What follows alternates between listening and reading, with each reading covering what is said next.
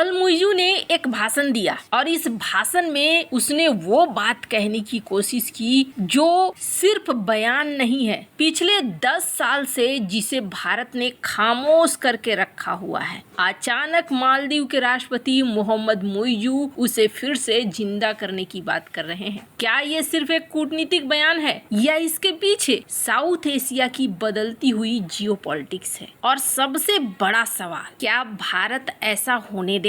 इस सवाल का जवाब 2026 में नहीं बल्कि 46 साल पहले 1980 में छिपा है। अभी जो इस बंदे को देख रहे हैं ना आप, ये है तारिक रहमान। इसके पिता हुआ करते थे जियाउर रहमान और जियाउर रहमान ने एक बड़ा गेम खेलने की कोशिश की और वो भी ऐसे वक्त पर खेलने की कोशिश की जब भारत ने बांग्लादेश को आजादी दिलाई थी। जानेंगे जियोपॉलिटिक्स में क्या कुछ चल रहा है। हमेशा की तरह जानने को मिलेगा बहुत कुछ, इसलिए वीडियो को अंत तक जरूर देखें। मैं अक्सर कहती हूँ इतिहास जरूर देखना चाहिए और आज की जनरेशन को तो और भी ज्यादा जरूर। अगर आपको इतिहास ही नहीं पता होगा तो आप अपने पैरों के नीचे की जमीन कभी नहीं बचा पाएंगे। साल था 1980। दुनिया दो हिस्सों में बटी हुई थी। एक तरफ अमेरिका था, दूसरी तरफ सोवियत संघ था। इसे कोल्ड वॉर का दौर कहा जाता था। इसी बीच दक्षिण एशिया में भारत के मदद से बना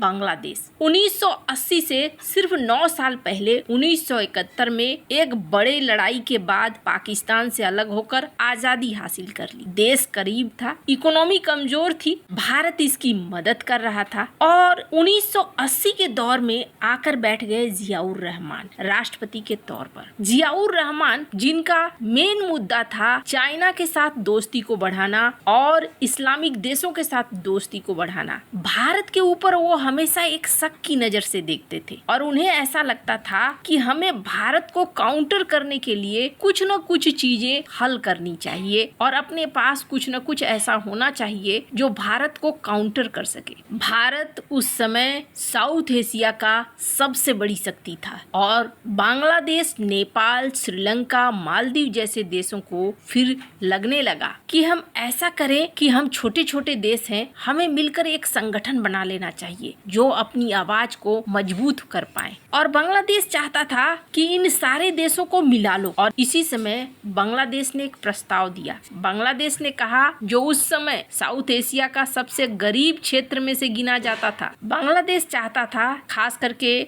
मई 1980 में जियाउर रहमान ने इन देशों को चिट्ठी लिखना शुरू किया और उन्होंने कहा कि दक्षिण एशिया के 7 देश मिलकर एक क्षेत्रीय संगठन बनाए जिसमें भारत भी हो, पाकिस्तान भी हो, नेपाल भी हो, श्रीलंका भी हो, भूटान भी हो, मालदीव भी हो। भारत के पास जब ये आया तो उस समय प्रधानमंत्री थी इंदिरा गांधी और उस समय भारत को टेंशन होने लगा, अगर ये 6 छोटे देश एक साथ आ गए तो क्या वे हर मुद्दे पर भारत पे दबाव डालेंगे? क्या पाकिस्तान इस मंच का उपयोग कश्मीर जैसे द्विपक्षीय मुद्दे उठाने के लिए करेगा? क्या बाहरी शक्तियां जैसे अमेरिका, सोवियत संघ या बाद के सालों में चीन इस मंच को प्रभावित करेगा? 5 साल तक बातचीत चली। भारत ने महसूस किया कि अगर वह संगठन का हिस्सा नहीं बनेगा तो उसकी क्षेत्रीय नेतृत्व कमजोर हो जाएगी। संगठन में ऐसे नियम बनाए गए जिसमें विवादित द्विपक्षीय मुद्दे न लाए जाए और यहाँ जोड़ा गया चार्टर में कि द्विपक्षीय विवाद जैसे कश्मीर सार्क के मंच पर नहीं उठाए जाएंगे और ये एक महत्वपूर्ण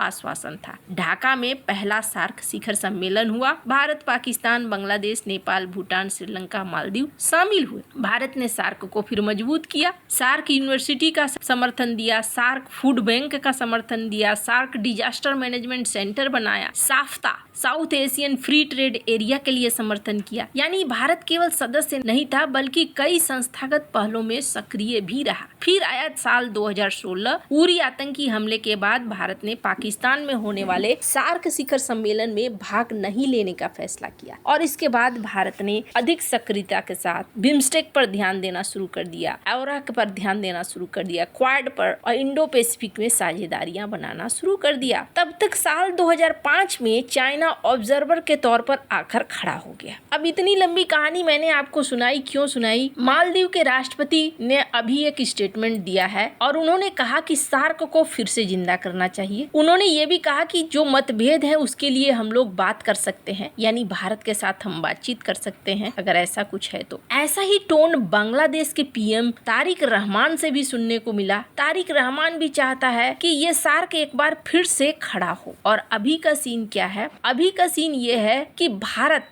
सार्क को लेकर कोई ध्यान नहीं दे रहा है। सार्क में एक और नियम है और वो है वीटो। अगर किसी ने वीटो कर दिया ना तो कोई बात नहीं मानी जाएगी। अब जरा सोचिए, पाकिस्तान क्या भारत के किसी भी प्रस्ताव को लेकर समर्थन करेगा? पाकिस्तान फट से वीटो कर देगा। भारत का कहना है कि पाकिस्तान जिस ग्रुप में नहीं है बिम्स्टेक, उस ग्रुप को हम बढ़ाते हैं, उसमें शामिल हो जाओ। अब आपके मन में सवाल आएगा कि ये सार्क को ही जिंदा क्यों करना चाहते हैं? ये सार्क को इसलिए जिंदा करना चाहते हैं, चाहे बांग्लादेश हो या फिर मालदीव हो, दरअसल में पाकिस्तान ऐसा चाहता है और पाकिस्तान के ऊपर कहीं ना कहीं चाइना चाहता है कि सार्क एक बार फिर से जिंदा हो ताकि उसे मौका मिले सार्क में अपने प्यादे पाकिस्तान के जरिए भारत के ऊपर दबाव बनाने का। अब आपके मन में कई सवाल आएंगे। आपके मन में सवाल आएगा कि अच्छा, ऐसा भी तो चाइना कर सकता है ना, इन देशों को मिला के एक ग्रुप बना सकता है और फिर मिलाकर चल सकता है, लेकिन इससे वो भारत के ऊपर कोई दबाव नहीं बना पाएगा। इस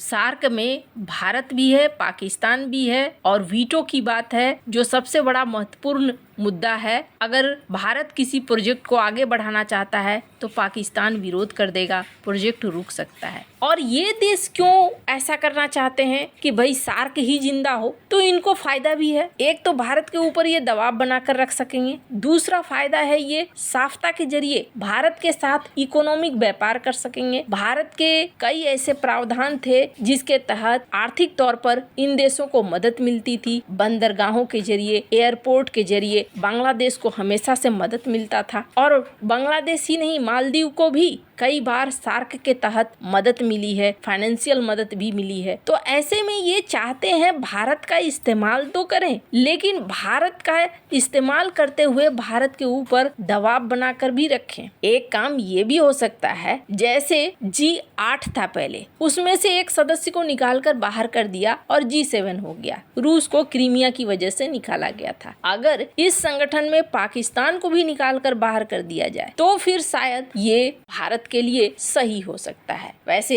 अभी सार्क पूरी तरीके से समाप्त नहीं हुआ है। भारत देख रहा है और भारत दूसरे संस्थाओं पर ज्यादा ध्यान दे रहा है, पर इसका मतलब ये नहीं है कि सार्क एकदम से खत्म हो गया। आपको क्या लगता है? इन सब मामले में आपकी क्या राय है? कमेंट कर जरूर बताएं। जल्द मिलते हैं अगले वीडियो में नई खबर के साथ।